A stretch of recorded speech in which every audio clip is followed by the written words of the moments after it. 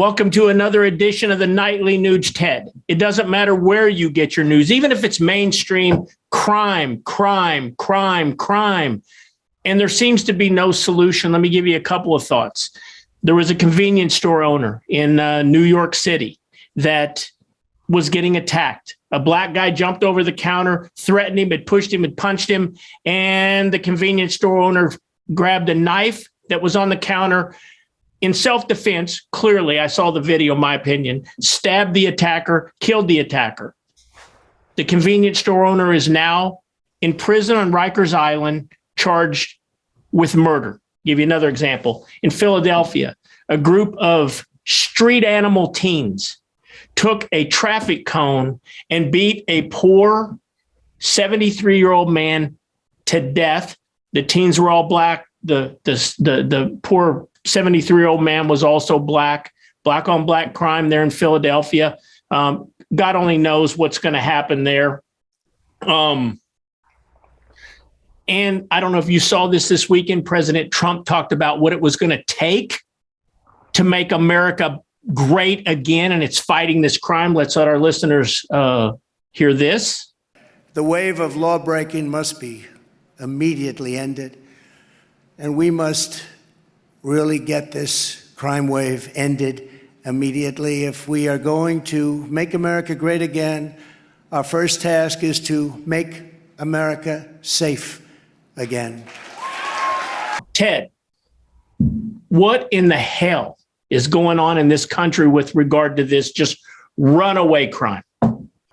The Democrat Party is infested with criminals. Look at their bank accounts and ask me where in God's name could they have made those fortunes as senators and congressmen and representatives? And I'll tell you how. By manipulating legislation so that their families can have insider trading and make gobs of money off the backs of middle-class America. That's just one example of a manifestation of cultural abandonment in this country by Uncle Sam and his gangster thugs in every bureaucracy. But runaway crime is happening because George Soros-backed district attorneys and failed judges and failed parole boards and failed court systems keep getting softer and softer on the most vicious of criminals. And they keep letting out vicious, savage, violent criminals.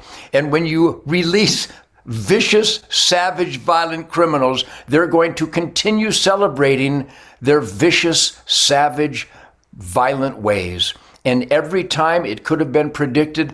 Jose Alba was this great Dominican Republic legal immigrant here in America, working his ass off to be an asset to his family and his community in Harlem, in that bodega. When that gal came in and wanted to buy chips for her daughter with her welfare card, but because they're so indulgent, so spoiled, so wasteful, so addicted to no accountability, that Mr. Alba said, I'm sorry, your card doesn't have any more value to it. You can't buy these chips. Not only that, if you're on welfare, what are you buying chips for? Maybe you ought to buy some potatoes and a piece of fish.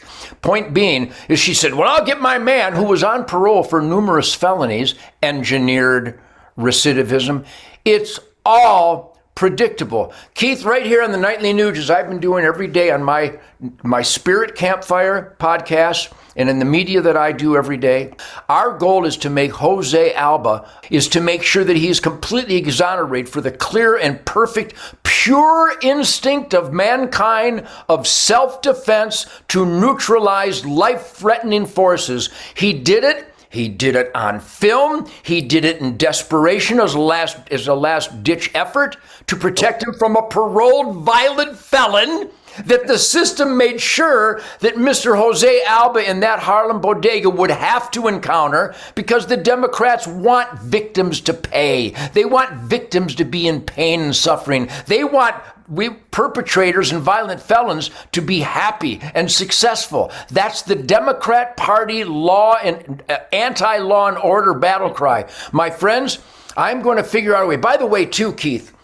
the big tech punks, soulless, evil, cruel punks at the GoFundMe app, they canceled the GoFundMe fundraiser for Jose Alba because he defended his life on film in self-defense. So contrast that with when the BLM riots were going on, and Vice President Harris and her ilk did a GoFundMe to get those people out that were clearly burning, looting, assaulting. And I guess that's okay with big tech. So sad, so shameful. I'm telling you, HunterNation.org. Please tell everybody you know. HunterNation.org is the circling of the conservative family wagons in America, and we need to vote for law and order, constitutionally guaranteed God-given individual rights. HunterNation.org. In fact, I got to tell you, my everyday is brought to you by, because I know that the only hope for America, like the great Donald Trump said up there with the great Sarah Palin up in the magnificence of Alaska, that America will only be great when America is safe again. And under Joe Biden, the gangsters run the country. And we need to vote in constitutionalists, and we need to circle the wagons at HunterNation.org. You know what, Ted? Probably the most intelligent, constitutionally sound person that I know that is our friend, fellow hunter, is Chris Kobach, and he's running for Kansas Attorney General. Let's see if we can't get Chris on next week to walk us through some of these voting issues and talk about his Attorney General race. And if you guys all come back with us again tomorrow, the Biden administration is at it again. I should say the corrupt Biden administration is at it again. They're going to punish the Border Patrol agents for doing their job down south. And Ted, I want to get your take on that tomorrow night, right here on the Nightly News.